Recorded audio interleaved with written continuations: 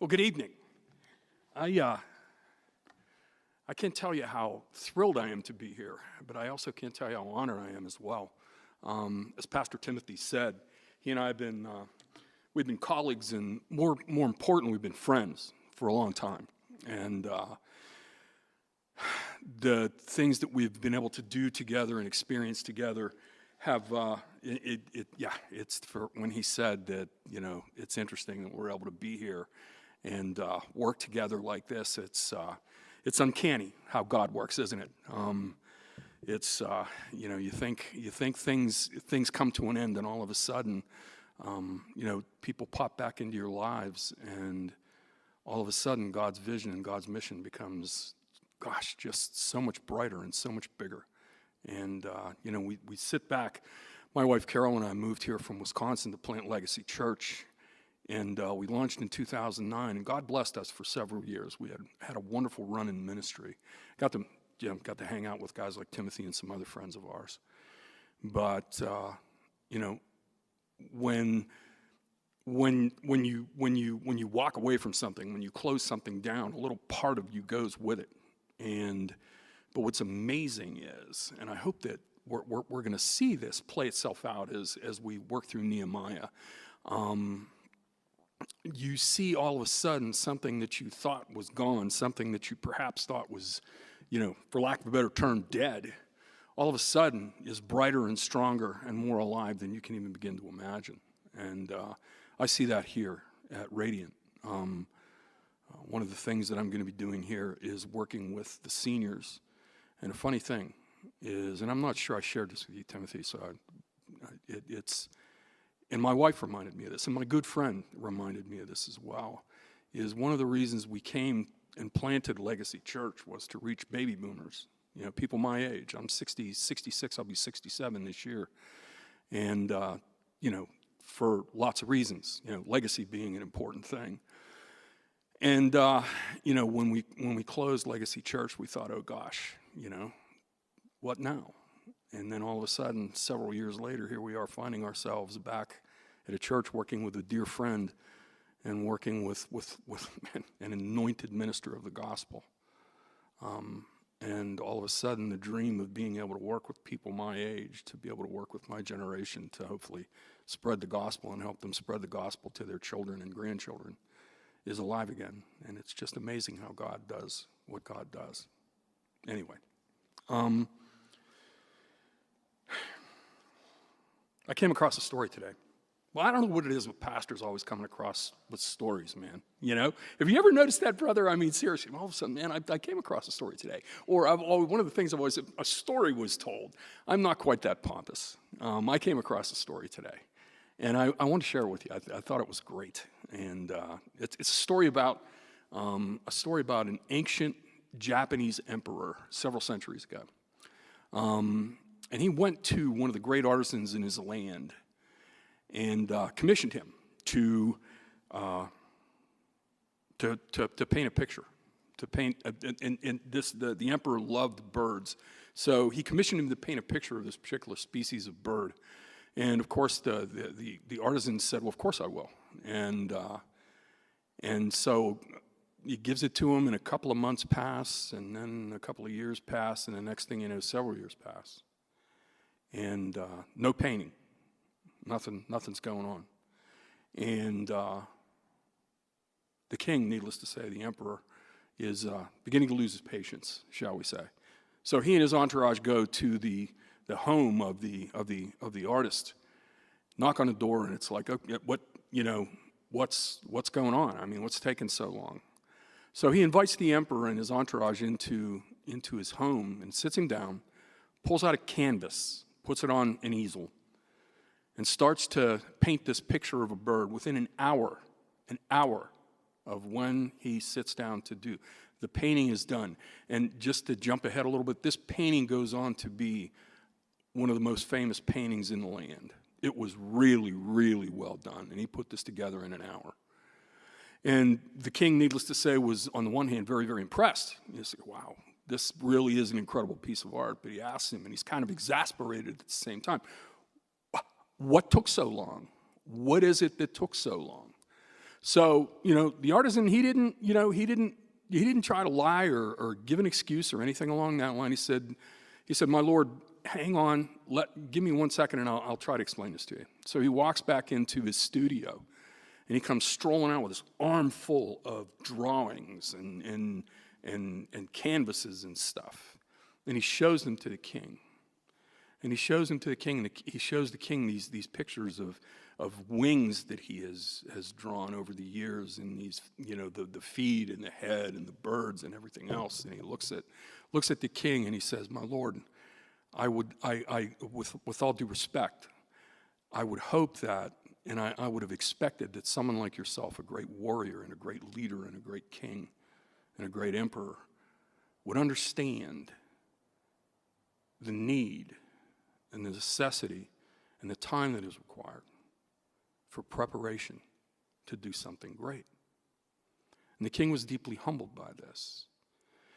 And it dawned on him that this entire time, it wasn't like he was sitting on his hands, or it wasn't like he wasn't doing anything. He was preparing for this one moment, this great moment that was placed before him, this great honor that he was going to be able to do for his king. And he did it flawlessly. I don't know about you. I'm a sports fan. I'm particularly football and baseball, occasionally hockey. Not a huge a huge basketball fan. But one of the things that if you hear great players in all of these sports talk about, it's what is it that makes someone like a Patrick Mahomes or someone like, a Kelsey or someone. I'm a Pittsburgh Steelers fan, so forgive me if that's my hometown, that's where I grew up. What is it that makes someone like TJ Watt? What is it that makes some of the great football players that we've seen? And to a person, they will tell you that the hour that they spend on a gridiron, or the hour that they spend on a field or on a court, is nothing more than the culmination of preparation. It takes an incredible amount of time. It takes an incredible amount of dedication. It takes an incredible amount of preparation to be able to do the things that we wish to do, that we desire to do, and frankly that we've been called to do. And as we go through the first little bit of Nehemiah, and I've shared this with Pastor, is that the thing that impressed me is, you take a look at, if I have the honor and the opportunity to do, a series or a sermon on prayer, I'm using the one from Nehemiah.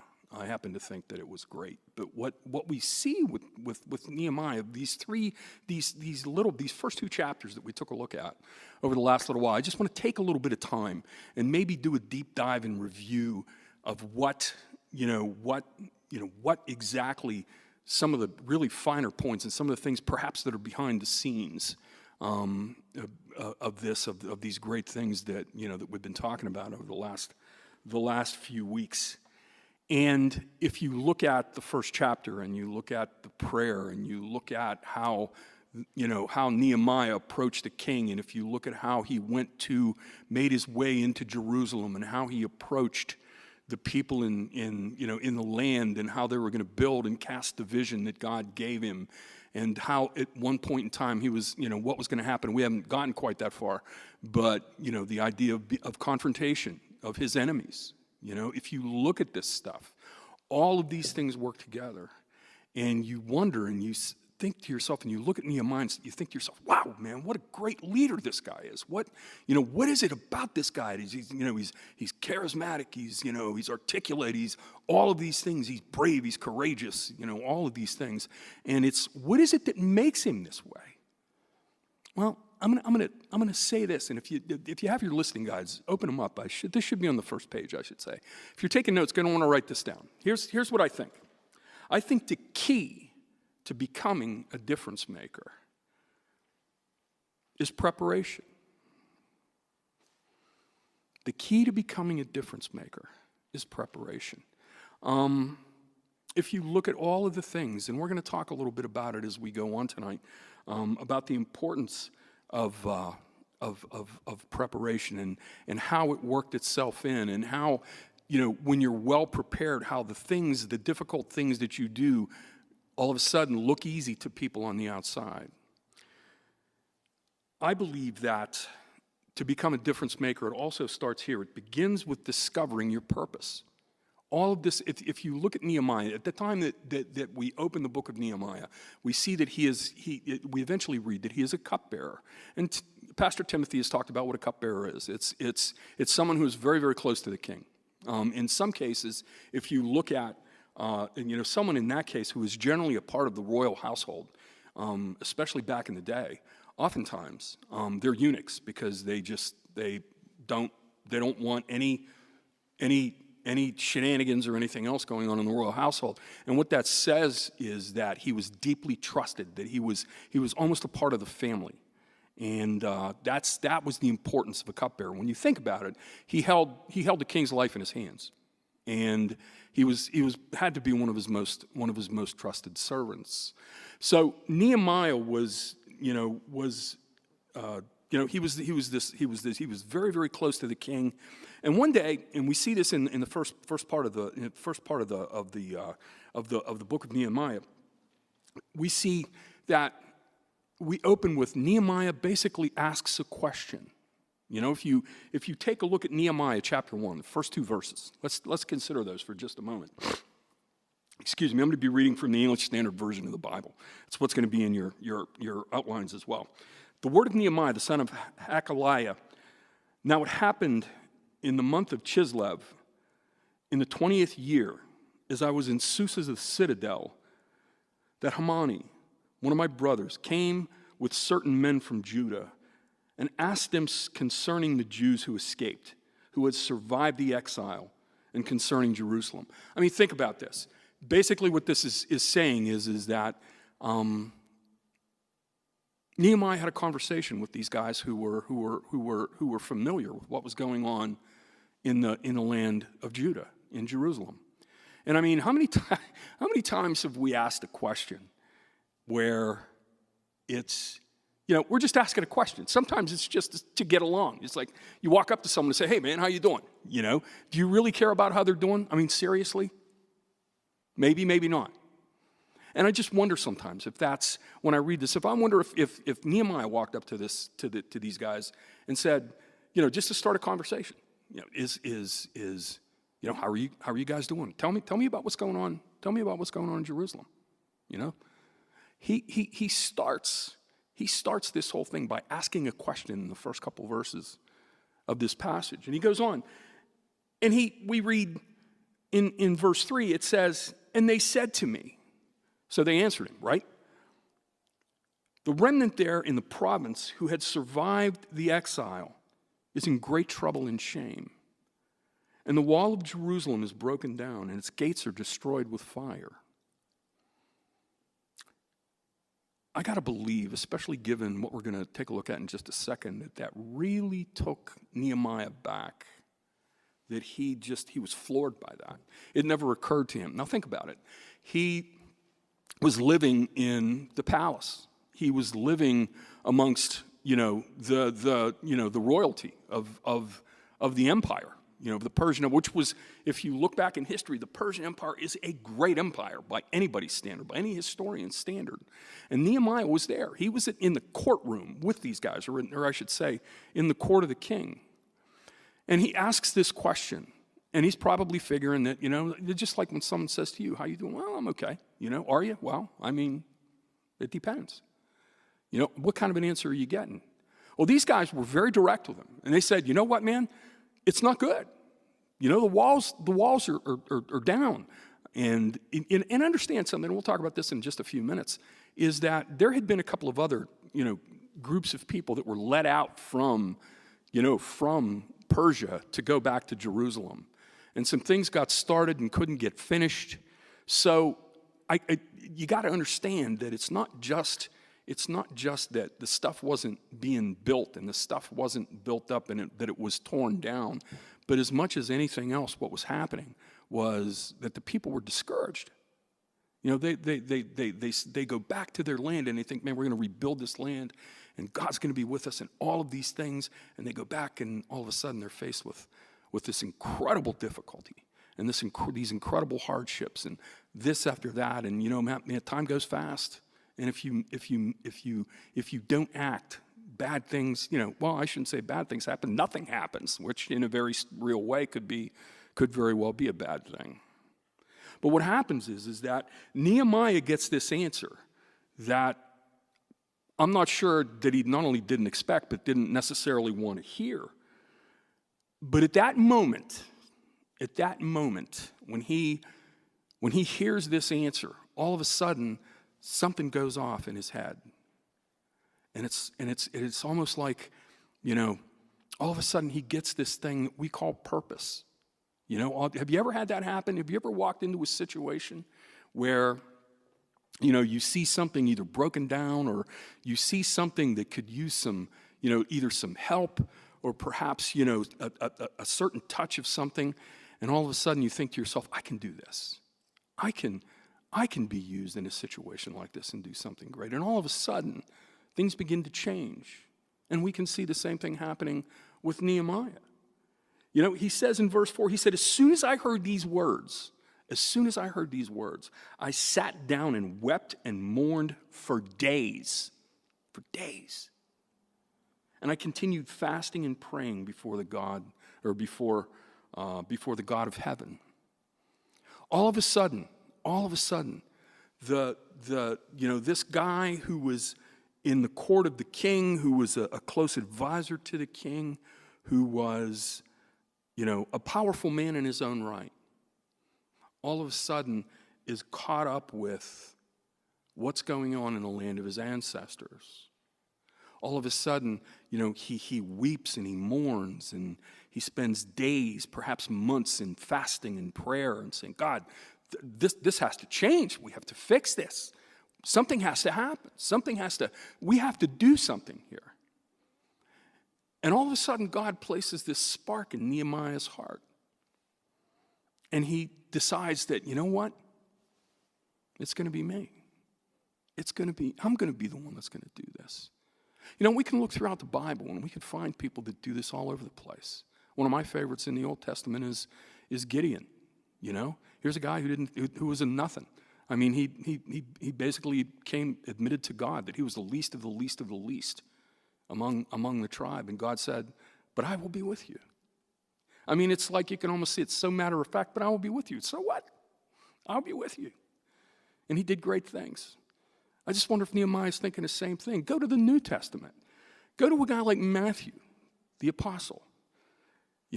He's just sitting there collecting taxes, doing his thing. Probably a very wealthy man. Probably someone who, once again, a man of means, and definitely a man of power, no question. He had the ability to wreck lives. He had the ability to have people thrown in jail. The thing about tax collectors in ancient Rome was that they had the power of the Roman army behind them, the most powerful army that the world had ever seen up to that point. So yeah, he was a powerful man. But Jesus comes along, and he sees Matthew is observing the things that Jesus is doing, and Jesus walks up to him and said, follow me. And guess what he does? He drops everything and follows him, just like so many of the apostles, all of a sudden, something changed. And they discovered that there's more to life, there's more to anything else than having a purpose that serves the God of the universe, the one who spoke it all into existence. And that's exactly what was the case with Matthew. It said in Matthew chapter 9 and verse 9, it says, and Jesus passed on from there, and he saw a man called Matthew sitting at the tax booth, and he said to him, follow me. And he immediately rose up and he followed him.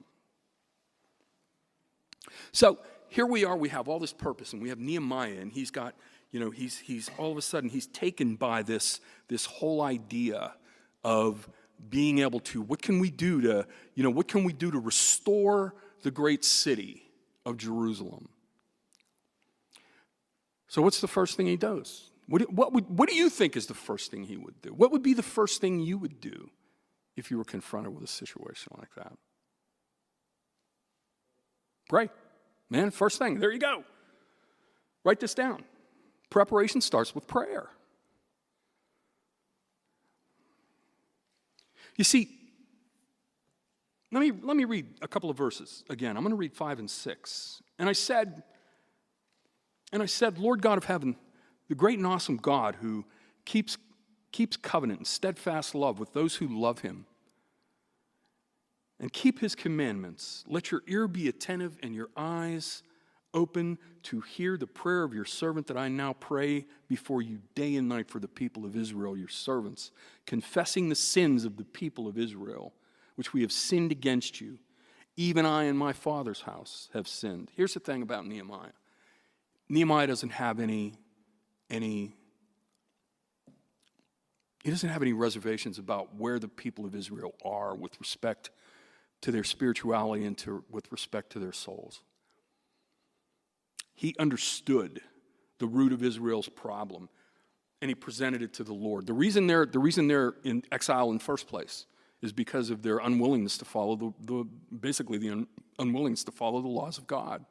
Their unwillingness to place God first. They had idols. I mean, they did all of the things that God prescribed for them not to do. They did for years and years and years, and God finally said, okay, enough, that's it. We're done.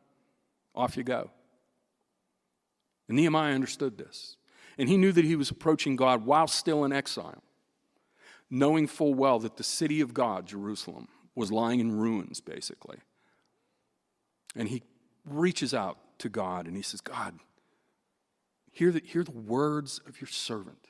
Hear the heart of your servant. And please, please, hear my prayer and allow me to do the thing. Give me what I need. Be with me so that I can make this happen. Be with me as we go forward. Be with me as we do this. And here's something else that maybe this was wisdom that he got from God, I don't know. But here's something else that he did, is he understood, is that Nehemiah understood that he would need God's favor with the king to be able to accomplish the purpose that God had given him. He knew that he could, the danger he was about to walk into and he was about to go before the king. He knew what was going on. See, Nehemiah was a he was a smart guy. He was an educated man. He was, like I said, he was one of the king's closest associates. And he tells us in the 11th verse of chapter 1, he said, "O Lord, let your ear be attentive to the prayer of your servant and to the prayer of your servants who delight in fear in your name. Give success to your servant today and grant him mercy in the sight of this man." He knew that there's no way in the world he's ever going to be able to walk up to the king just willy-nilly and say, "Hey, I have an idea." He knew that it was a very, I don't want to say for lack of a better term, a very dire situation. And he knew that he was literally taking his life into his own hands. Pastor Timothy articulated that so well in a couple of the messages that we had, that he was taking a chance of walking up to the king and just talking to him. And here's the thing, and you want to write this down if you're taking notes. Preparation enlightens us to the importance of timing. He knows he has to talk to the king. He knows that it's an absolute imperative. He knows that even if there's so much more involved in doing this than just saying, "Hey, king, let me go do this." There were so many things that had to be at play, that not only did he have to have the king's blessing, but the timing had to be right. If you go back, think about this. If you go back to the book of Ezra, if you go back several years, it was earlier on in the reign of Artaxerxes that they tried to rebuild. They were rebuilding the temple and they were rebuilding the city. And a similar thing happened. If you were to take a look at Ezra chapter 4, you would see that they had enemies, just like Nehemiah has enemies. And they're very, very, very similar in that they will do anything they can. They are ruthless. They will do anything they can to prevent the children of Israel, the remnant of the children of Israel, from coming back to Jerusalem, coming back to the land of Israel, coming back to Judah, and reestablishing the kingdom. They just, it's like, no, they would do everything they could to do that. So they basically wrote a letter to the king talking about what skunks these guys were that were rebuilding the city, and that they were doing it, and at the end of the day, that it was going to be to the king's ruin. The king bought into it, and the king wrote a decree, and he said, all construction stops now. In fact, not only does all construction stop now, but all construction will stop until I say so, until I make a decree. And basically part of that meant that not only am I going to make a decree, but you can't come and ask me. It's got to be my idea. It's got to be something that I'm going to come up with this. I'm going to be the one who says, yeah, you can go build. And basically everything ceased at that point. So here's Nehemiah. In order to get everything, to see this vision, this purpose that he was given by God, he has to go to the king knowing full well that if he says the wrong thing at the wrong time, it's going to cost him his life. And and I think even to Nehemiah, more importantly, he's afraid it would cost him what the rest of his vision would end up, being able to. His vision and the purpose that he believed that came from God would never be able to come to fruition, not necessarily without him, but, the big concern was that. So here we open up chapter 2, and we see some things happening here is in the first 3 verses of chapter 2. Allow me to read this to you. It says, in the month of Nisan, in the 20th year of King Artaxerxes, when wine was before him, I took up the wine and gave it to the king. Now, I had not been sad in his presence. And Pastor Timothy talked about this a couple of weeks ago. It was basically against the law to go up to the king and be sad. Not because the king didn't, it bothered the king that you had a sad face. It's that they were paranoid. They figured if you had a sad face, you were up to something. It was no good. So they immediately took the worst possible, motives into consideration. Well, that wasn't necessarily the case, especially with someone as close to, and understand something. He trusted, we've heard this many times, Artaxerxes trusted Nehemiah. And he was the closest guy he could possibly be to him. So he had not been sad in his prison. The king said to me, he said, why is your face sad seeing that you're not sick? So he's saying, man, there's nothing wrong with you physically. Why are you, why so glum? Why so down? And then he goes on to say, the king's a pretty smart guy too. He said, this sadness is a sadness of heart. In other words, he knew it wasn't a sickness. He knew that it was something inside of him that was just eating him up, that was causing him to be sad, that was bringing this great, this great dissatisfaction into his life. And Nehemiah turns around and says to him, and he answered me.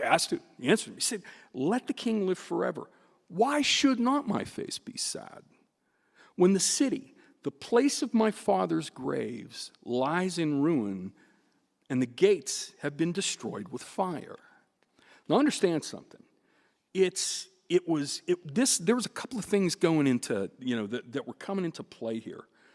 It was, Nehemiah knew he was taking a chance by even talking about this. You'll notice when he says this, he did not bring up the idea of Jerusalem. He didn't say Jerusalem. He didn't say the walls of Jerusalem. He didn't say anything about the land per se. But what he was talking about, the walls of the cities of his fathers. And what he was doing, he was playing on something that in the ancient Near East, especially among the royalty and the nobles, these guys held the idea of their forefathers or the fathers of their their ancestors, where they were buried. They held that in great. They took that very seriously. So when Nehemiah approached him with this, and he approached it in such a way, he knew that it was something that meant something to them. This was going to strike a chord with the king. And it's I don't know if there's a lot of scholars out there that believe that. And this could be one of the reasons, perhaps even why Nehemiah was in the position that he was in, was that Nehemiah, there's no question that he came, even his family, going all the way back to Israel was a family of means. They were a well-to-do family. And when I say well-to-do family, I'm not talking about, someone, like upper middle class. I'm talking about these people they were basically nobility. In fact, it's been speculated that Nehemiah's family was actually in the Davidic line, that it was in the royal line, not necessarily in line to be the king, but he was a part of that. He was part of the Davidic family. So that he understood the importance of approaching him in such a way where, you know, where he could do this. And he also knew this. He also knew and took into consideration the things that we spoke about just a few minutes ago, that he took into consideration the idea that, you know, I got to be careful what I say here and how I say it, because he made a decree not all that long ago saying that it's got to be, you know, it's got to be pretty much his idea. He's the one that's got to suggest it, not me. And Nehemiah just approached him in such a way that he was able to do this. And if you look at in Ezra, I just want to quote a quick verse from Ezra chapter 4 and verse 21. Thinking about this, it said, "Therefore a decree that these men be made to cease, and that this city not be rebuilt until the decree is made by me." That's how serious this was. Taking all of this into consideration, I think we need to say one more thing, and it's, once again, in your notes, you want to write this down. Preparation often reveals the necessity of courage. Preparation often reveals the necessity of courage. So, the king, so far so good, doesn't hurt him, doesn't take a swing at him, you know, doesn't call his people out for swords or anything like that.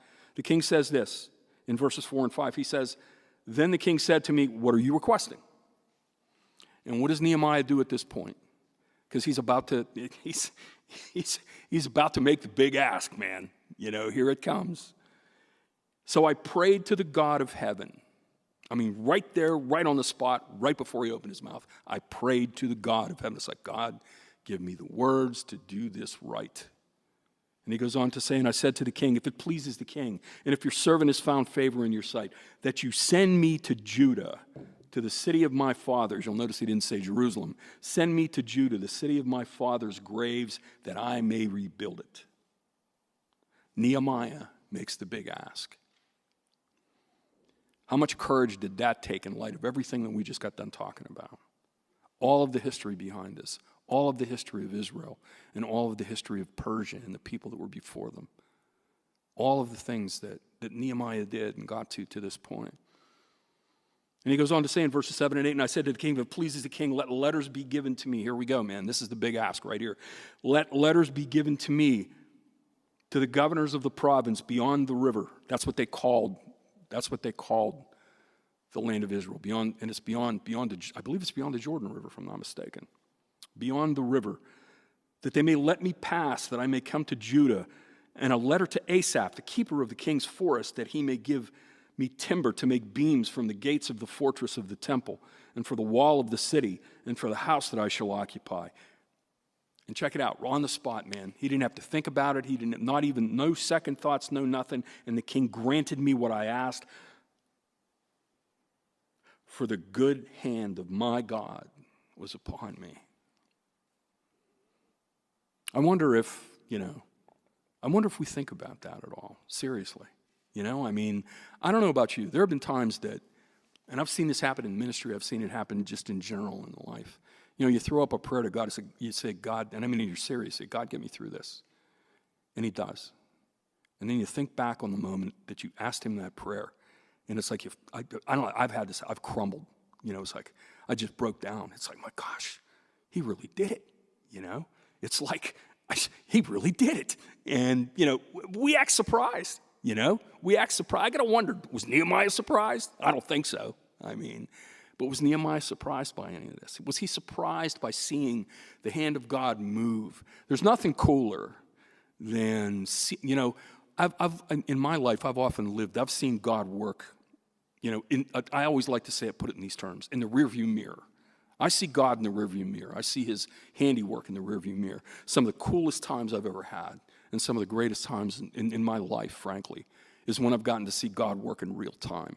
When I'm in the middle of a situation or in the middle of a circumstance or in something that I have been praying for or something that, you know, and here we are seeing it happen, and all of a sudden it dawns on you while it is happening.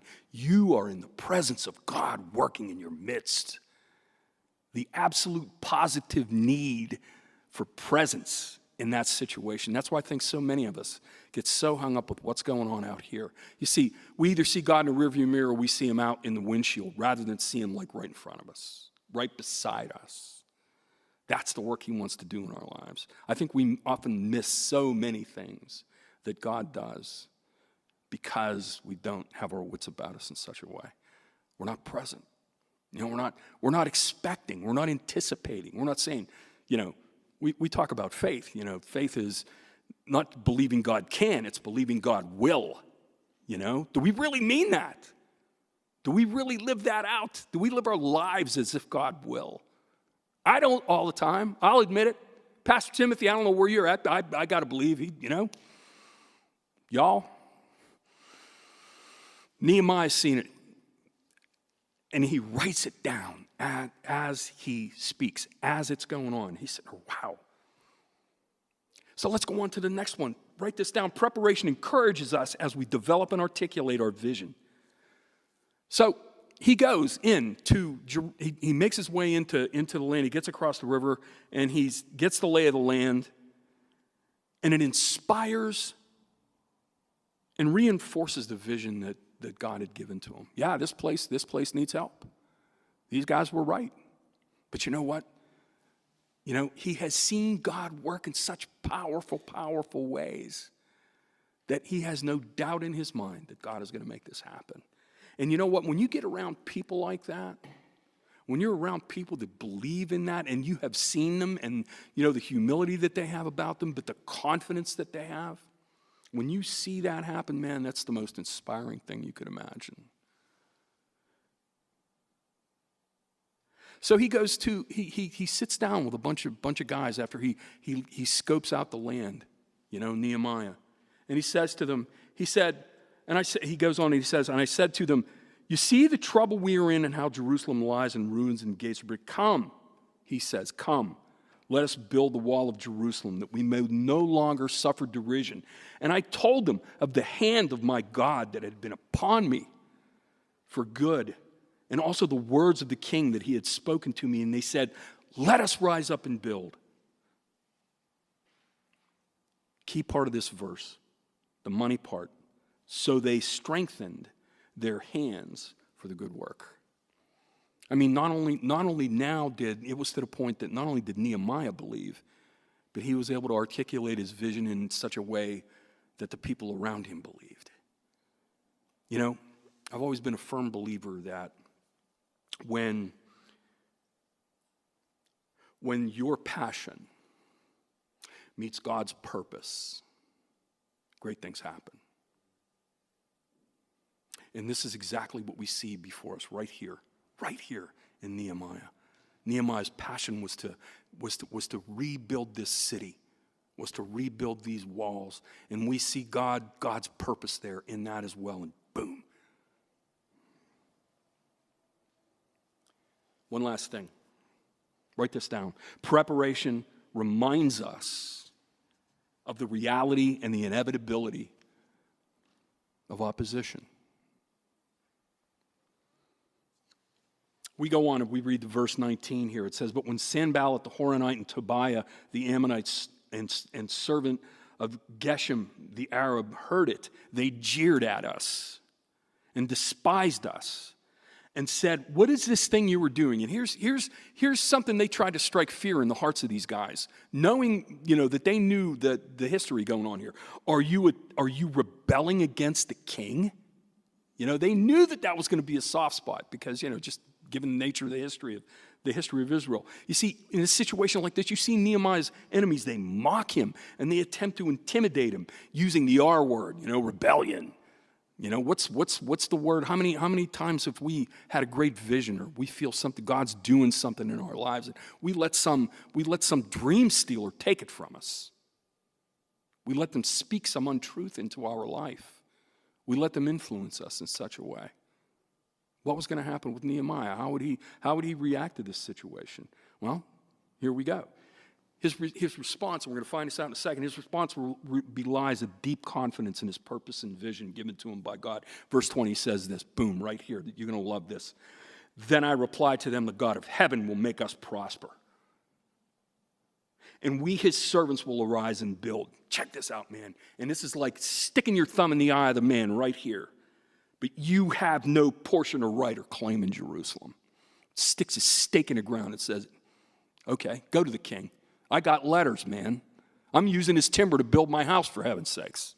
You want to talk about this?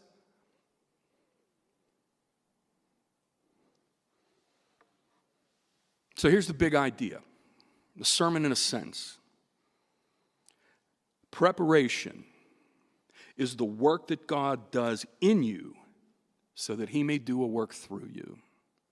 If you look at all of the stuff, everything, that last line where he just basically, where Nehemiah in verse 20, where he said, the God of heaven will make us prosper, and we will be his servants, and will arise and build, but you have no portion or claim in it. That came from this time he started, and he crumbled in prayer before God, however long ago it was before this, and all of the stuff that he did to get to this point. You see, so often, I think, we miss the opportunity to do something great because we don't prepare. We don't do the legwork behind it. And you know, and I've been there, you know. Sometimes it's because we just don't know any better. You know, we don't have somebody come up beside us and say, okay, let me, you know. One of the things that Timothy will agree with this is one of the things we learned planting churches was you can't do it alone. You know, there's people out there that have been doing this for a long, long time. And people not only who have been successful, but who have failed and are willing to share what that is to see how things go. And it's the whole idea of needing something to do something in community to be able to do that. But it's all a part of preparation, you know? We've got a few minutes left, and you know, to break into small groups. I have just a couple of questions that y'all can talk about for further discussion. And it's here they are. These are questions you can answer in your groups. What is the significant work God is stirring in your heart that will require the kind of preparation that we discussed today? Number 2, what 3 things can you do to better prepare for the work that God has before you? And number 3, how can the people in your circle best pray for you as you seek to fulfill the work that God has placed in your heart? Let's pray. Lord Jesus, we thank you so much for the great privilege and the great honor that you give us to be able to spend time in your word, that you use this to mold us and make us and reveal yourself to us in such a cool and awesome way. And God, you use it, you give us each other to do the same thing. And Father, I pray that as we break into small groups, Lord, that whatever it is that you have revealed to our people here, that, Lord, that they would have the courage to speak it and to live in it and to be willing to do the hard work to prepare for the work and the calling that you've placed on their lives, on our lives together. You know, everything we do here as a community affects someone else in our community. So God, I pray for courage. I pray for wisdom. I pray for strength. But more than anything else, I pray that each and every one of us would just open our hearts and our minds to the will of your Holy Spirit to guide us and teach us and show us what we need to do. We thank you and we praise you in Jesus' name. Amen.